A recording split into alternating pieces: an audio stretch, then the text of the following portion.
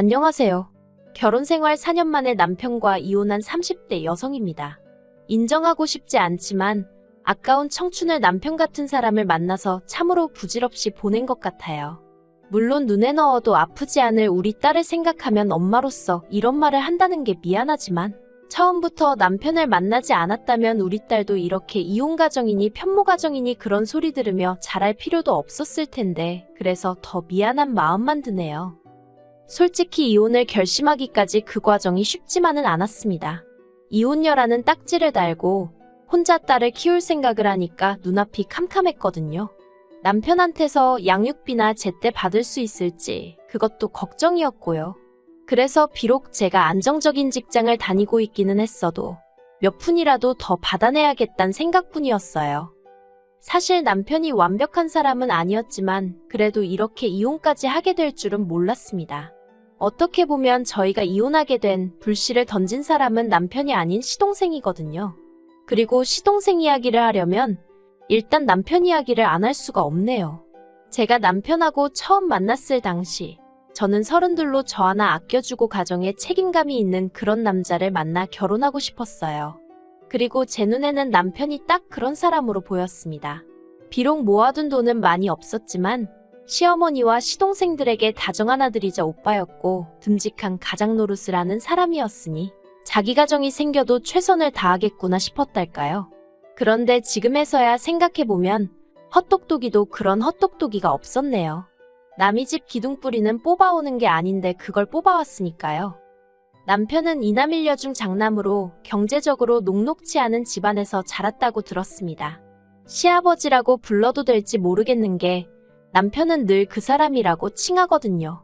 아무튼 그러니까 남편의 친아버지는 남편이 초등학교에 들어가던 시기에 술집 여자랑 눈이 맞아 집을 나갔답니다. 그리고 이후로 소식 한번 전하지 않다가 남편이 고등학교를 졸업하고 한참 현장에서 일하던 시기에 죽었다고 연락이 왔대요. 하지만 남편이나 시어머니는 원망이 컸고 시동생이랑 신우는 그런 아버지에 대한 기억이 거의 없었다고요. 그래서 장례 같은 것도 따로 안 치렀다 들었습니다. 그리고 저는 그 사연을 듣는 동안 가슴이 너무 아팠어요. 어떤 이유건 간에 집안에 가장 자리가 비어 있었으니 시어머니 혼자서 자식 셋을 건사하기가 쉽지는 않으셨겠구나 싶었으니까요. 그래서 저는 진심으로 시어머니나 시댁 식구들에게 잘해주고 싶었습니다. 저는 남편과 달리 경제적으로 유복하진 않아도 화목한 가정에서 사랑을 받으며 자랐기 때문에 남편이나 시댁 식구들에게도 저와 같은 추억을 만들어주고 싶었달까요. 그래서 다른 사람들이 어려운 가정 형편에서 자란 남자와 결혼하면 같이 고생이라고 조언을 해줄 때도 솔직히 그다지 귀담아 듣지 않았습니다. 돌이켜 생각해보면 정말로 제가 어리석었던 거지요. 아무튼 그렇게 시어머니가 혼자 자식 셋을 키우셨는데 문제는 자식 셋을 너무 달리 대하셨다는 거예요.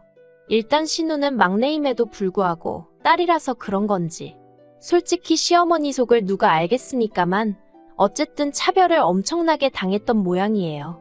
그래서 고등학교 졸업하자마자 독립하고 이후로 저희 남편하고만 간간히 연락하고 지내지 시어머니하고는 정말 남보다도 못한 사이로 지내고 있어요.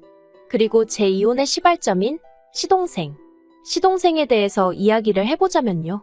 대학 등록금부터 시작해서 자취비용은 물론이고 생활비에 졸업하고 취업한답시고 허비한 2년까지 전부 모조리 다 시어머니한테 받아 쓴 한심하고 철없는 인간입니다.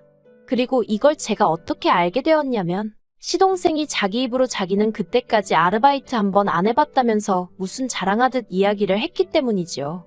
그리고 시어머니가 당신 돈으로 당신 아들한테 해주신 건데 제가 열 올릴 입장은 못 되잖아요. 그래서 그냥 그랬냐 시어머니가 고생을 많이 하셨겠다고 돌려서 한마디 하고 말았는데 그나마 그것도 제가 무슨 뜻으로 했는지 눈치채질 못하더군요. 하지만 제가 정말 어이가 없고 시쳇말로 환장하겠다 싶었던 건 그 이후에 있었던 일입니다. 사실 남편이 저에게 프로포즈를 했을 당시 모아둔 돈이 3천만 원 남짓밖에 없는 걸 알고는 꽤나 실망을 했었거든요. 하지만 이내 남편이 자기가 아무래도 장남이고 하다 보니 여러 가지로 신경 쓸 일이 많았다고 말하길래 그래도 사람이 솔직하고 가족을 위해 희생을 많이 했구나 싶대요. 그래서 그런 거라면 내가 이해해줘야 한다고 생각했습니다. 막말로 자기 가족을 모른 채 하고 자기 배만 불리는 사람보다는 100배 1000배 낫다고 생각했으니까요. 그런데 알고 보니까 돈을 못 모은 이유가 시어머니 사시는데 생활비를 보태드린 것뿐만 아니라 시동생이 출퇴근하는데 차가 필요하다고 해서 차를 사줬었다는 거예요. 정작 저랑 한참 연애하던 당시에도 남편은 차가 없었는데 말이지요. 게다가 그게 다가 아니었습니다. 시동생이 아침 저녁으로 운전하는 게 피곤하다고 얼마 안가 자취를 하겠다고 나왔는데 시어머니가 저희 남편더러 그 자취방 보증금을 해주라고 하셨다는 거예요. 그리고 바보 같은 남편은 자취방 보증금은 계약이 끝나면 돌려받을 돈이니까 괜찮다고 생각해서 해줬다대요. 이런 내막을 알고 나니까 젊어서부터 고생 많이 하신 불쌍한 시어머니라고 생각해서 저희 결혼할 때 단돈 100만 원도 안 보태주셨어도 불만 같은 거 전혀 없었는데 갑자기 대학도 못 간 아들이 새벽부터 밤늦게까지 현장에서 벌어온 돈 등골까지 빼다가 작은 아들한테 몰아주신 속도 없는 시어머니로 보이기 시작했고 그러니 괜히 원망스럽고 그렇더라고요. 그런데 이런 제 속내를 알 리가 없으셨던 시어머니는 저에게 여러 가지로 기대하시는 바가 많으신 눈치였어요. 그리고 저는 결국 그래 시어머니도 당신 나름의 사정이 있으시겠지 생각하고 기왕 한가족이 되었으니 내 할 도리는 하면서 잘해야겠단 마음으로 시간이 날 때마다 그때그때 사정에 맞게 최선을 다해 챙겨드렸습니다. 이건 시어머니도 인정하시는 바이고 남편도 몇 차례나 저에게 고맙다고 말했을 정도니까 저만의 착각이 아니에요. 몇 가지 일례로 신혼 때 남편이 없는데도 무턱대고 저희 집에 오셔서 주무시고 가시겠다 하셨을 때도 자식들 다 내보내고 나니 외로우셔서 저러신가 보다고 그래서 싫다 좋다군 소리 없이 며칠이고 방 하나 내드렸고요. 연락도 없이 친구분들 모시고 오셔서는 여기가 당신 큰아들 집이라며 저한테 차상 좀 내오라 과일 좀 깎아라 하실 때도 시어머니 기 살려드린다 생각하면 이까진 일이 대수냐 싶어서 내내하고 시키는 대로 해드렸어요. 그리고 이후로도 생신이며 명절이면 없는 살림에 빠듯한 생활비 쪽에서 여행도 모시고 다니고 그 맏며느리 자리가 뭐라고 그래도 어디 가서 시어머니가 아들 며느리 이야기할 때 부끄럽지 마시라고 나름대로 최선을 다해서 모셨네요. 그런데 얼마 전 남편 생일이라 온 가족이 모인 자리에서 시어머니가 잠깐 자리를 비우셨을 때였어요.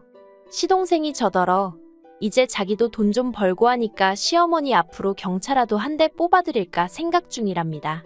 아무리 경차라고 해도 한두 푼 드는 게 아닐 텐데 대단하네 싶어서 그러냐고 잘 생각했다고 그랬어요. 그런데 시동생이 자꾸 저 아닌 제 남편 눈치를 살피는 것 같아서 무슨 꿍꿍이가 있나 싶더라고요. 그래서 식사가 끝나고 가족들이 다 각자 자리를 일어선 후에 제가 남편더러 아까 시동생이 눈치를 주는 것 같던데 뭐였냐고 물었네요. 이때만 해도 솔직히 분위기도 나쁘지 않았고 저도 남편한테 장난처럼 떠보듯이 물어본 거였어요. 그런데 남편이 신경질적으로 시동생이 경차해준다는 게 저희더러 같이 하자고 그런 거랍니다. 자기 반 저희 반에서 해드리자는 거였다나요. 어이가 없어서 그걸 왜 우리가 보태냐고 물었어요. 경차나마나 어머님 돈으로 이제껏 놀고 먹고 공부까지 다 한 게 누군데 그 덕으로 취직까지 했으면 자기나 조용히 알아서 선물을 하던지 하면 되지. 왜 우리더러 반을 보태라고 하느냐고 안 된다고 했습니다. 그리고 막말로 내가 사드리면 사드렸지. 시동생 효도하는데 무슨 좋은 일 시킨다고 꼽사리 껴서 반 보태고. 그렇게는 하기 싫다고 했지요. 그러자 남편도 제 눈치를 쓱 보더니 알겠답니다. 그리고는 그냥 그렇게 말이 나온 건데 저더러 뭘 그렇게 예민하게 받아들이냐면서 오히려 저한테 핀잔을 주대요. 이후로도 잠들 때까지 어이가 없었지만 그래도 이렇게 얘기가 끝났다 싶어서 저도 더는 왈가왈부하지 않았어요. 그런데 이틀이나 지났나 남편이 저더러 얘기 좀 하잡니다. 그래도 함께한 시간이 있는데 목소리만 들어도 얼굴만 봐도 대충 딱 느낌이 오더라고요.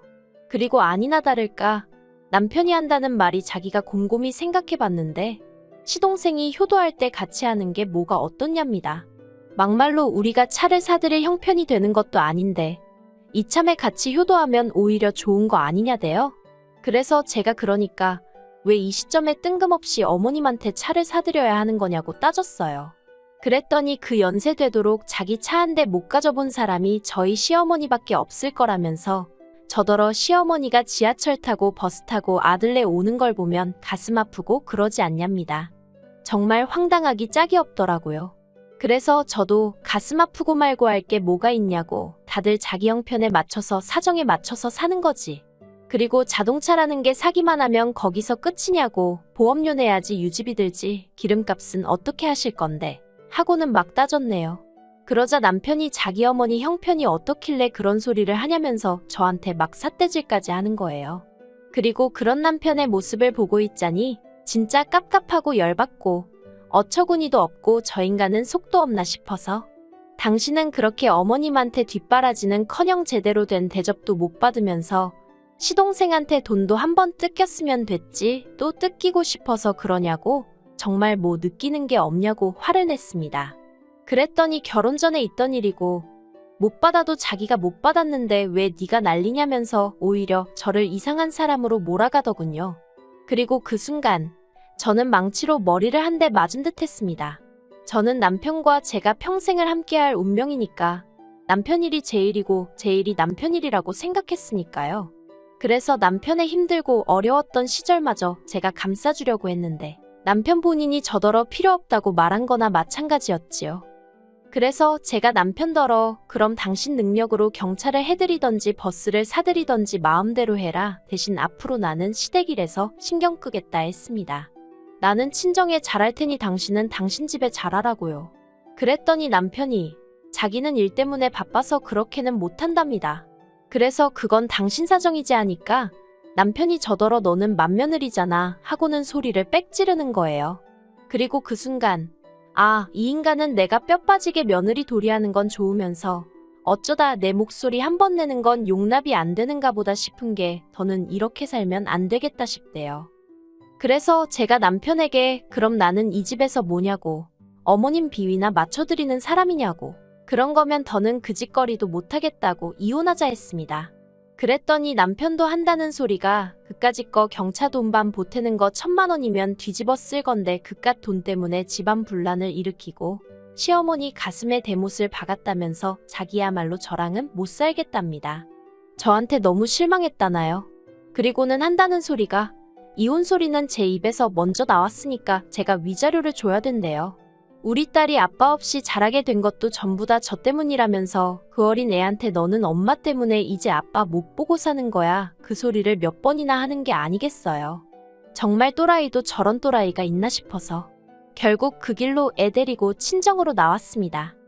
그리고 저는 바로 변호사를 고용했어요. 정말 다행인 게 제가 벌어오는 돈으로 아파트 대출 갚고 적금 들고 비교적 굵직굵직한 일들을 처리했고 남편 월급으로는 각종 공과금이며 생활비로 다 사라져버렸거든요. 남편이 세금이 어쩌고 하면서 먼저 그렇게 하자고 해서 그대로 따라준 건데 그게 저에게 도움이 될 줄 누가 알았겠어요? 덕분에 온통 귀찮은 자빌은 남편이 도맡아 정리해야 하는 상황이 되었더라고요. 그 꼴을 보는데 얼마나 고소하던지. 그리고 결론부터 말하자면 결혼 생활 기간이 4년이라서 많이는 아니지만 그래도 위자료 500 받아냈습니다. 그리고 아이 양육비는 남편이란 작자하는 꼬락서니를 봤을 때 절대로 매달 받아낼 수 있을 것 같지가 않더라고요. 그래서 아파트 대출이 많이 남아있긴 했지만 그래도 양육비를 일시에 받는 셈치고 아파트를 제가 갖기로 하고 이혼했어요. 솔직히 부동산의 어두운 남편은 이 아파트가 얼마나 가치가 있는지 모르니 당장 매달 양육비니 뭐니 안 나간다 생각하니까 좋았나 봐요. 제가 먼저 이렇게 하자 하니까 오히려 저를 바보 취급하면서 좋다고 사인하더라고요. 저렇게 어리석고 셈에 어두운 사람인 줄 모르고 그저 순하고 착하고 가족애가 넘친다고 좋아했던 제가 머저리였네요. 그리고 마침내 법적으로 남남이 되기 며칠 전 어머님께 전화가 걸려왔었어요. 어머님은 그래도 여자가 남자 없으면 고생이라고 저더러 참고 살라셨지만 제가 막말로 친정이 없는 것도 아니고 그렇다고 직업이 없는 것도 아니고 뭐 한다고 정신 빠진 인간 뒤치다꺼리나 해가면서 돈 벌고 애 키우며 살겠습니까? 어머님께 이런 전화도 이제 하지 마시라 불편하다 정중히 말씀드렸네요. 수화기 너머로 어머님 우시는 소리를 들으니까 마음이 편치 않았지만 남편 말대로 제 어머니도 아니고 남인데 뭐 그런 것까지 제가 신경을 쓰나 싶어서 제가 먼저 전화 끊었어요. 솔직히 저는 똥 밟은 거고요. 남편은 지발로 복을 걷어찼다고 생각해요. 이제 남편이란 작자는 보나마나 다시 매일같이 죽어라 돈 벌어서 남 좋은 일이나 시키며 살겠지요. 지 복대로 사는 거라 하니 제가 뭐 해줄 말이 없네요. 저는요? 저는 이제 인생 2막을 시작해보려고 합니다. 똥 한 번 밟아봤는데 설마 2번 밟겠어요? 조심 또 조심하면서 살아보려고요. 그러면 좋은 날이 오겠지요.